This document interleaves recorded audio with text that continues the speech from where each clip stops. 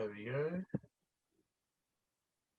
Here we are for another episode, and we're joined by the lovely Kay Thomas, who's a lead business analyst at Capita. And today she's going to be talking about her career so far and a few other things. So, yeah, thanks for joining us, Kay. How are you? Okay. Yeah, good. Thank you. Good. Yeah, you ready? You happy to jump in with the first question? Yeah, go for it. Why not? Brilliant, brilliant. As we've just done an introduction, it'll be good to learn a bit more about you. So can you tell us a bit more, or tell me a bit more about your story up to today? Yeah, of course I can. I've been a business analyst, strictly speaking, for about 12 years now. So It's something I kind of fell into by accident as I was working through ops management and found I had a bit of a flair for doing change and project work, and that was the bit that I really enjoyed.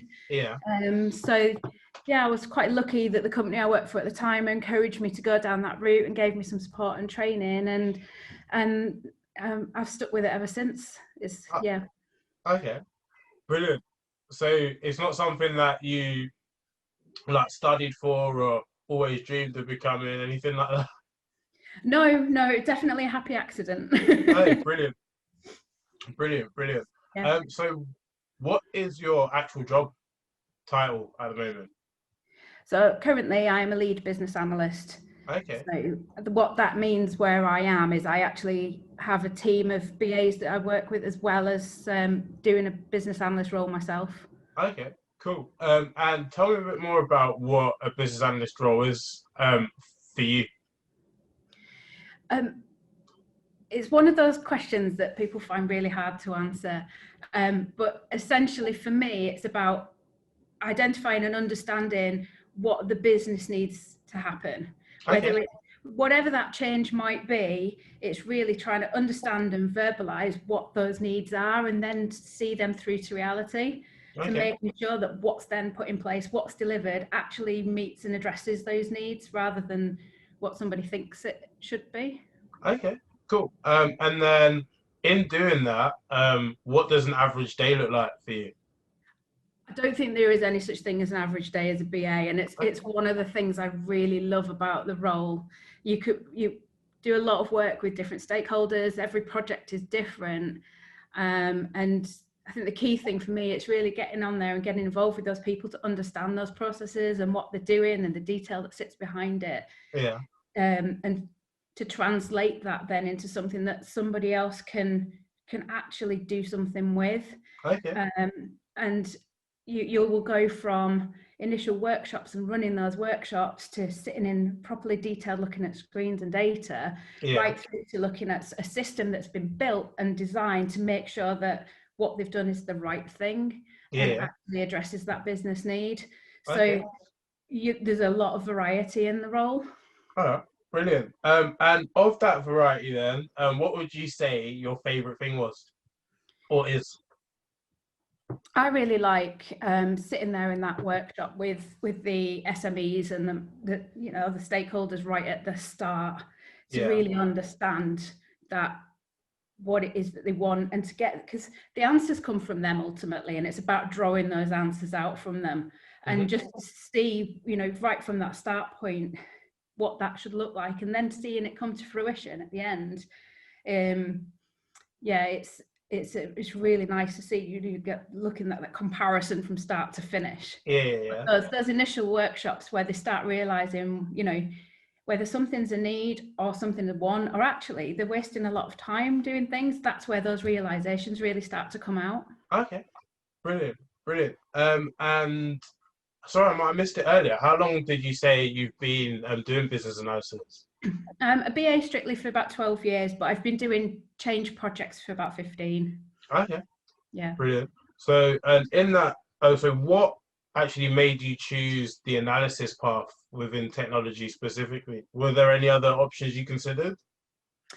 And I have looked at other options around things like project management, and there's a bit of a myth around business analysts that everybody should want to then become a project manager. Yeah.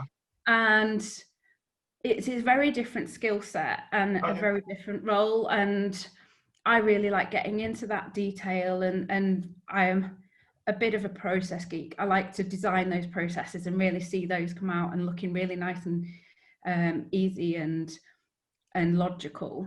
Yeah. And I Okay. don't get that level of detail and stuff as like a project manager. Yeah. Okay. Yeah. That's cool. And if I were, and 10 years ago then, if I asked you 10 years ago, what do you think you would have said you'd be doing in 10 years? I would say yes, I'd be a BA still. Okay. I wouldn't have expected to be going down the management route that I am now. Yeah. Okay. 10 years ago, I was looking to go into contracting, and I've spent quite a lot of time as a contractor as well. Yeah. Yeah. And I never thought that I would come back into a permanent role and actually look at my career progression. Yeah. Okay. Lovely. Lovely. And then now to talk about a bit about like identity and being in the workplace. Um, what slash who do you feel you represent when you're in the workplace? I think it's a really difficult question because I don't think you go to work thinking this is who I represent. I like to go there and be myself and the best version of me I can put across. And I know that's not possible every day. Yeah. But certainly having my own team, I have quite a diverse team. Yeah. The fact that I can represent and support them as an ally or as a manager in whatever way I can, I find that really liberating and a wonderful thing to be able to do. Okay. Yeah. Brilliant. To me, the important thing about any workplace is being able to be who you are and be true to who you are, rather than society is very fixated with boxes and putting everybody in a box, and it doesn't work for everybody. Okay, fair enough. Are there any communities or boxes that you feel you've been put into or are a part of in the workplace? Yeah, well, obviously, I think we've seen within technology that women are very underrepresented. Okay. And I'm currently doing a big piece of work at the moment looking at that representation within our department. Yeah. So obviously, I am part of that community. Yeah. I also am part of the LGBT community. Okay. I also do, I'm doing a lot of work around diversity and inclusion, both within Capita and a charity that I work with in Bradford, where I'm a trustee.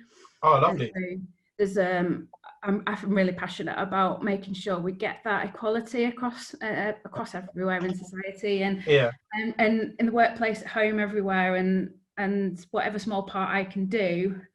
I feel I need to get involved. That's brilliant. That's brilliant. And then just to take that a step further, as you said, being a woman in technology and also part of the LGBT community, are there any stereotypes you felt you've had to dispel or disprove whilst at work or in your working life? Definitely. I mean, I am quite new to the LGBT community, and actually seeing the change from being, in a straight relationship to suddenly being open in the LGBT society. Yeah. There's a change. There's that shock when people go, well, this is my wife. Oh, okay.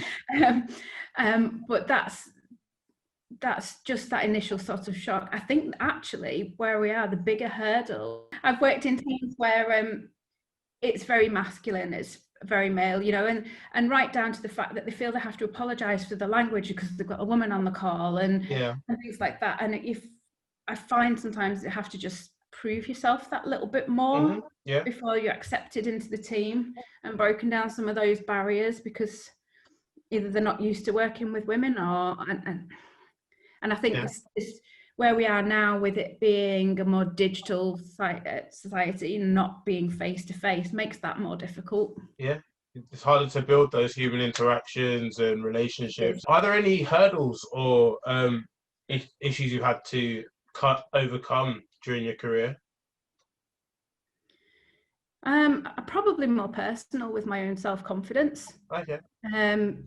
I still remember early on in my career, I would be the quiet one. I'd not want to get up and stand and present or anything like that. And I've got to say that, I had such a good mentor in one of my managers who coached me through it, to be honest. And I owe a lot to her, because without that coaching and that support that I got right back at being a team manager, a team leader in operations, I would not now be able to do what I do, because now I have the confidence to get up and facilitate workshops and lead meetings and things. And that's down to that coaching and mentoring I got right early in my career. Okay, brilliant. Yeah, it's definitely, I would say you're shy from speaking to you now, so you've definitely come a long way. Yeah, it's definitely learned more than anything, but yeah, it's all part, I think, because I come from quite an alternative community as well, with, you know, I've been around the rock goth scene for quite a long time as well, and things like that. People look at you differently, and just trying to break out of that shell and break those expectations about who you are can be quite difficult. And just having that self-confidence now, and I'm not saying I'm completely there, or whether I would ever say that, but yeah, it's something I've worked hard at, and it's really helped my career. Okay. And I just want to ask another question about the rock and goth side of it. Do you feel like there's that listening to that sort of music and people knowing that you're part of those communities, do you feel like that's had any effect on how people view you or treat you in work as well, or professionally? I think the biggest thing for me is it's hard to represent who you are in the office at that point, because with things like the dress codes and things, they're certainly a bit more historical. Just trying to be yourself within those confinements is really quite hard. And then it's that if someone sees you outside of work, it's a shock to them as to, well, actually, that's not who you're expecting. And I think it's so important that being able to be yourself, because that's where you're going to get the most creativity and the most input and the most out of people. 100%. Thank you so much for sharing that. I really appreciate it. And if there was somebody who looked up to you and felt that they identified in the same communities that you do, or they feel they're a part of the same communities that you are, what advice, have you got any advice you'd like to give to them? I think the best thing you can do is just stick to who you are, be proud of who you are. If you're working somewhere that doesn't allow you to do that, are you in the right place? Because you don't want to be somewhere that's going to stifle you, and you want to be able to give your all. And you can't do that in a company that doesn't embrace that diversity. And I think we see that with a lot of companies that are very traditional sort of format, that don't necessarily embrace it, and then they find they get left behind because they're not embracing it, they're not seeing the change and bringing in those new ideas. And people aren't ambassadors for them because they're not allowed to be themselves. And very true. And I think if you're in a situation where you can't be who you are, then look for something else that's more suitable to you. Okay, brilliant. Thank you so much. And I think that's a very important point that lots of people need to hear. So I definitely hope that one lands on the right tables. I hope so, but it does take quite a lot of strength to admit that. Rather than if you're in a position where you're not allowed to do that, it's sometimes hard to break out of it, and just having that courage to take that step.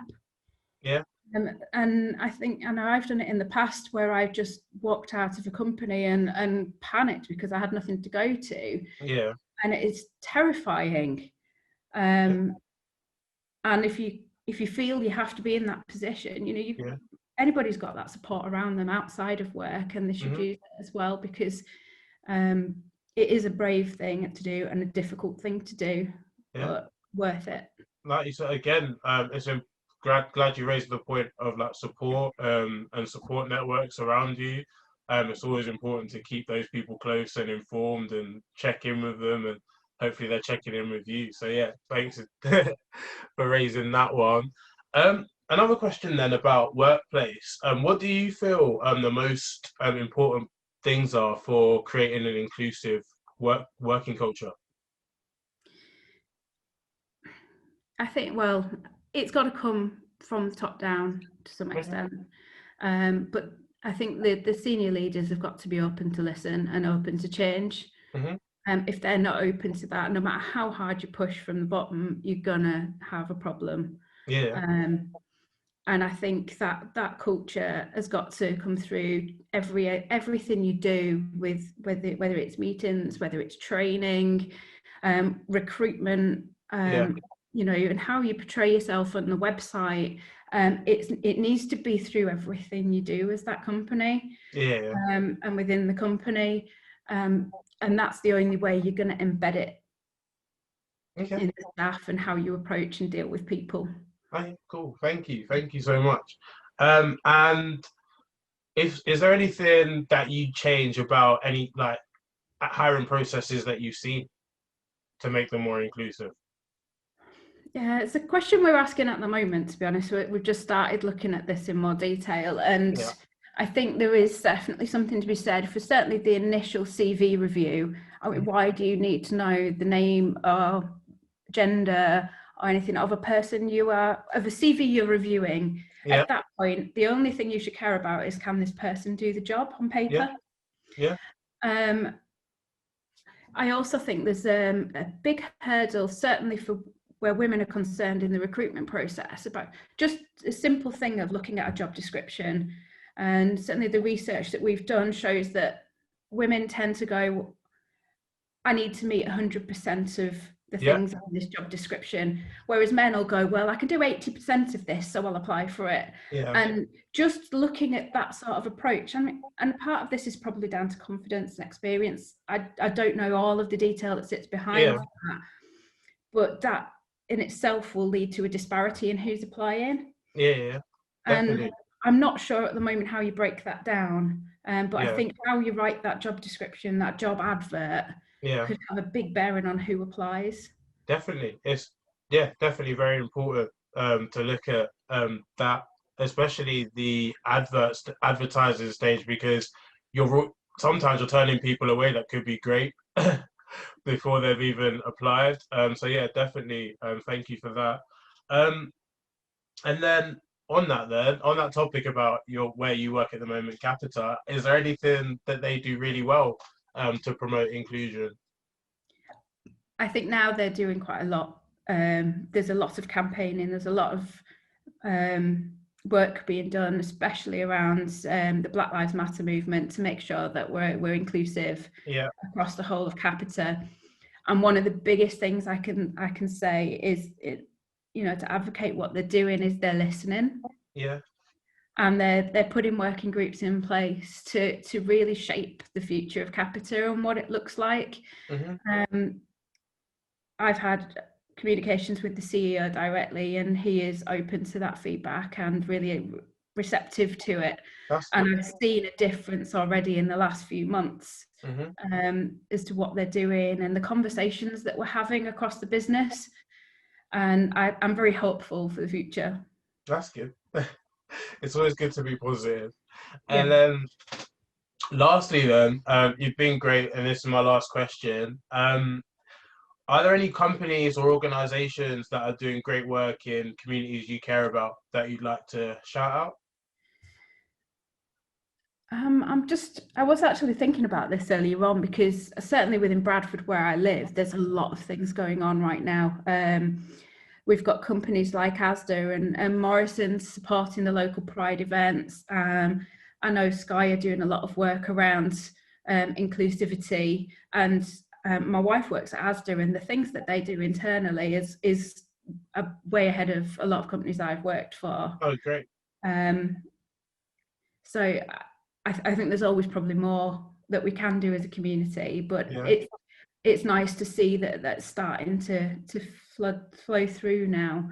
And great. I think, certainly the new Pride events that they're looking at within Bradford, we're seeing a much bigger community engagement, and hopefully next year we'll have something special to show. Oh, brilliant. And the local companies, a lot of local companies are getting involved, and that's great to see. Oh, cool. Yeah, thanks for that. I'll make sure they get a mention. But that was my last question. So I just want to say thank you for coming on, being so open and honest about yourself and your experiences. And I definitely hope that you can inspire people thinking of either taking a career in business analysis or taking a career in technology or just taking a career in or moving on with their career in general. So yeah, you've dropped some great information. So yeah, I really want to say thank you for that. No, it's been good, and I hope that it does make a difference. Yeah. I think the world of technology can seem like a big, scary place sometimes because technology is a big subject, and actually there's so many different things you can do within it, and the creativity that you can show within it as well. I think it's a really good place to be, and I think you can see it every day that how technology is shaping everybody's lives. It's really exciting actually, and if you can get involved, do it. Yeah.